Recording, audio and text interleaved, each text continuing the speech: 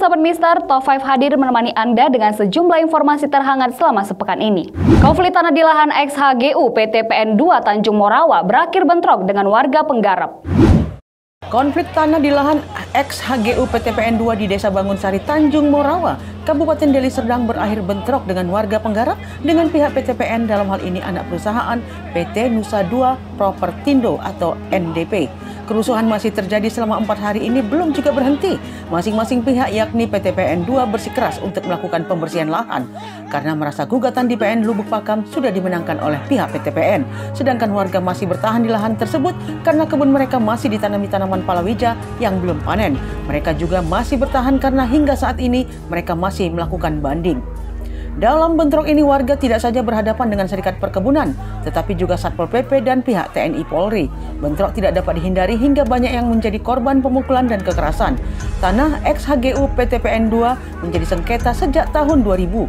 Pada akhir tahun 2021, sekitar 1.057 hektar dari 5.816 hektar lahan ex-HGU PT PN 2 sudah disertifikasikan dan diserahkan kepada 59 penerima oleh pemerintah pusat. Padahal, Menteri ATR Sofyan Djalil mengatakan konflik sengketa lahan HGU PT PN 2 di Sumatera Utara sudah selesai, tidak terlepas dari peran Gubernur Sumatera Utara Edi Rahmayadi bersama unsur Forkopimda Sumatera Utara lainnya. Menurut Sofyan Djalil, pola penyelesaian sengketa di Sumut dapat dijadikan pola penyelesaian sengketa sejenis di tempat lain. Namun ternyata konflik belum juga usai. Belum jelas titik terang apakah dikarenakan ganti rugi atas konflik tanah HGU ex-HGU PT PN 2 ini yang belum selesai atau ada faktor lain hingga suasana kembali memanas.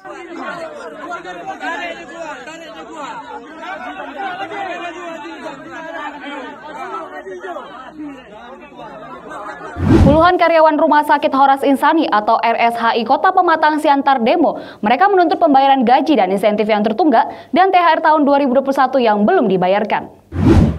Untuk kesekian kalinya puluhan karyawan dari berbagai divisi seperti tenaga medis, cleaning service, dan resepsionis Rumah Sakit Horas Insani Kota Pematang Siantar melakukan unjuk rasa pada Kamis 24 Maret 2022.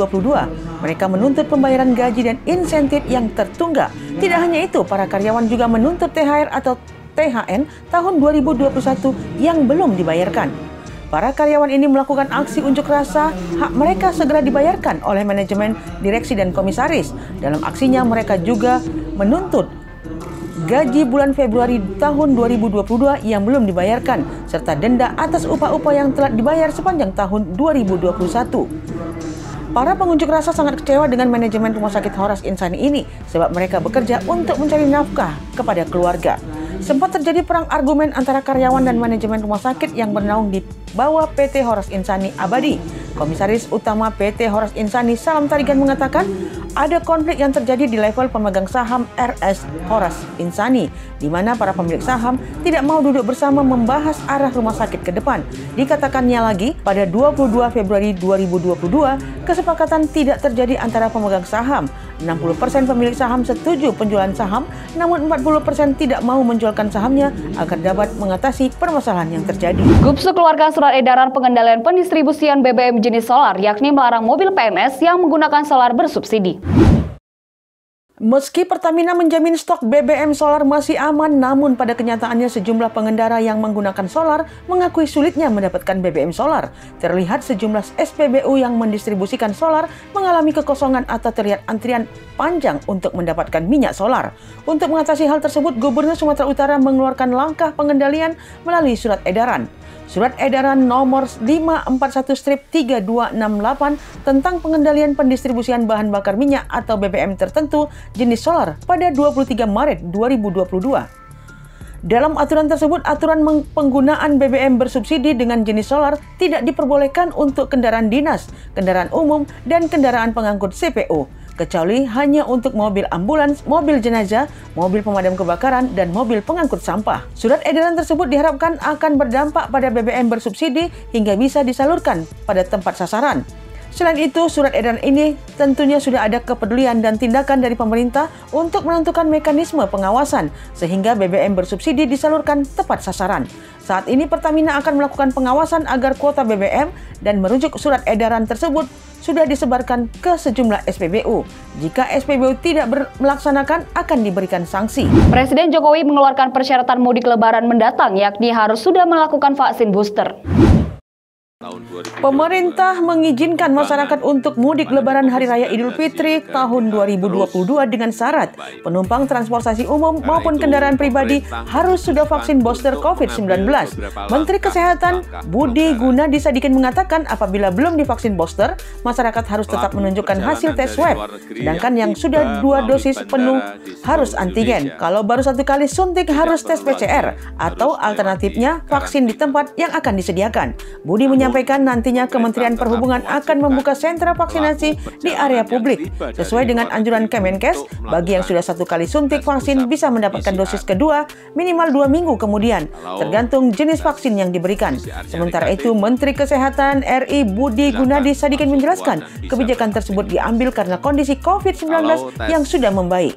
Hanya saja syarat diberlakukan sebagai langkah untuk melindungi populasi lansia. Saya minta kita semuanya tetap menjalankan protokol kesehatan, disiplin menggunakan masker, rajin mencuci tangan, dan menjaga jarak. Dituduh mata-mata, 45 diplomat Rusia diusir dari Polandia. Polandia mengusir 45 diplomat Rusia yang diduga bekerja sebagai mata-mata untuk intelijen Moskow pada Rabu 23 Maret 2022. 45 diplomat dengan posisi yang berbeda-beda diperintahkan meninggalkan wilayah Republik Polandia dalam waktu 5 hari. Setiap diplomat diberikan waktu hingga 48 jam untuk angkat kaki dari negeri tersebut. Dikutip dari Reuters, sebanyak 45 diplomat yang diusir mewakili sekitar setengah dari saat ini yang bekerja di kedutaan.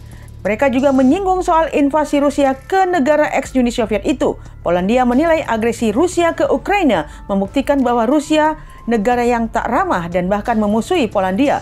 Sebelumnya juru bicara layanan khusus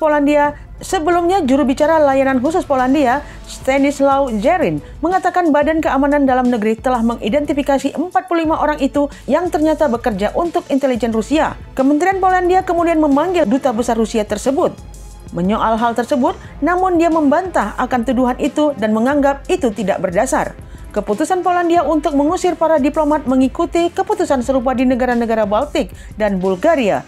Hubungan antara Rusia dengan negara-negara Eropa tengah pernah sangat harmonis, tetapi invasi mereka ke Ukraina meningkatkan ketakutan dan kecurigaan soal niat Moskow. Demikian Top 5 kali ini. Untuk mendapatkan berita dari Mistar TV, jangan lupa like and subscribe. Sampai jumpa.